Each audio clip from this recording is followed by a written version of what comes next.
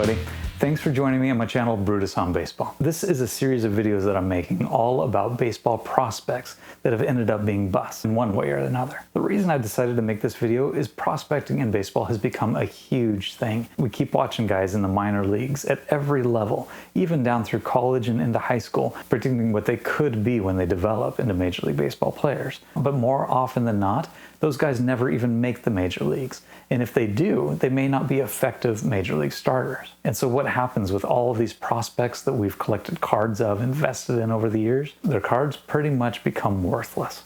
And so this is a great history lesson to look back on and see who those players are. For every star player that has excelled from a young age, like Ken Griffey Jr., Albert Pujols, or Mike Trout, the path to Major League Baseball is littered with prospects who couldn't play the game at the major league level.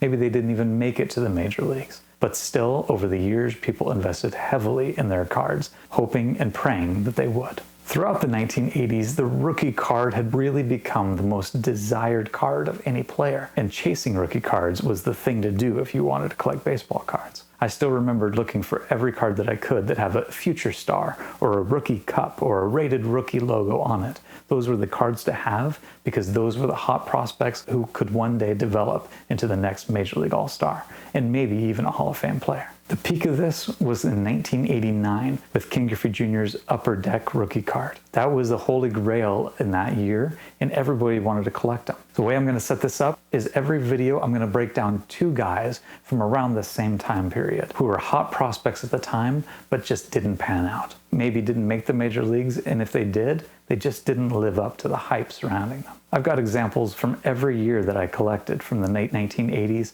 until about the mid-2000s when I stopped really pursuing these hot prospects, and I learned that that may not be the best way to collect and invest in baseball cards. So for some, this will be a really fun walk down memory lane, and for others, maybe it's a little precautionary tale about what can go wrong if you invest too much into the wrong players way too early. I started my baseball collecting journey in the late 1980s. I was about 10 years old in 1988, which unfortunately was the rise of the junk wax era.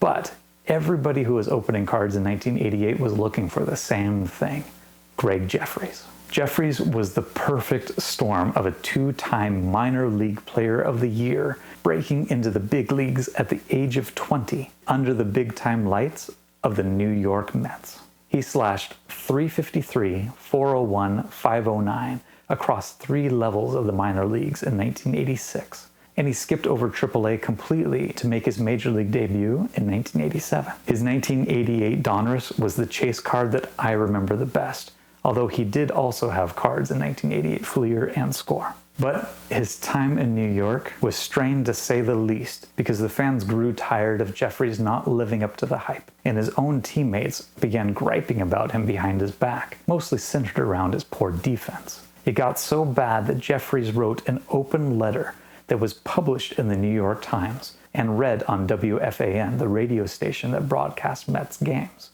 In that letter, he stood up for himself, calling out teammates for not supporting him, and essentially asking the fans, the media, and his own team to give him a break. He was still a young kid at that time, and there was a lot of pressure on his shoulders.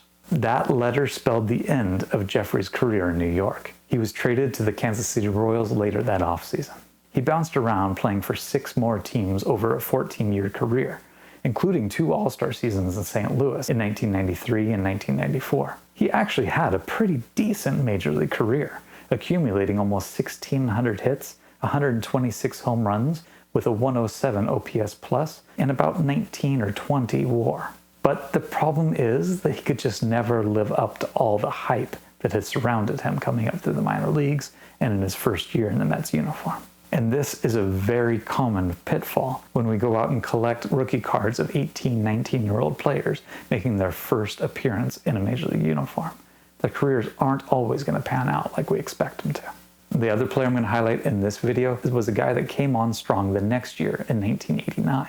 Despite being only a 22nd round draft pick, Kevin Moss was again the perfect storm of hype.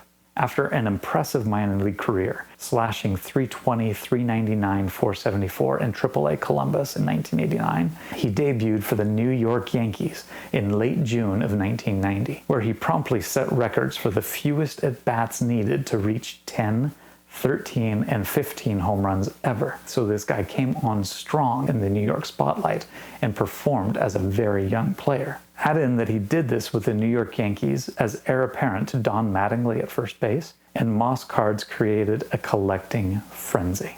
This was the big market effect, as we will see with many prospects in future videos. Now, Moss finished the 1990 season with a wonderful slash line of .252, .367, .535, and 300 at-bats with a 150 OPS plus for the Yankees big league team. Moss also hit 21 home runs and finished second in the American League Rookie of the Year voting that year. His hottest cards were 1990 Upper Deck, Leaf, and Bowman. But the problem?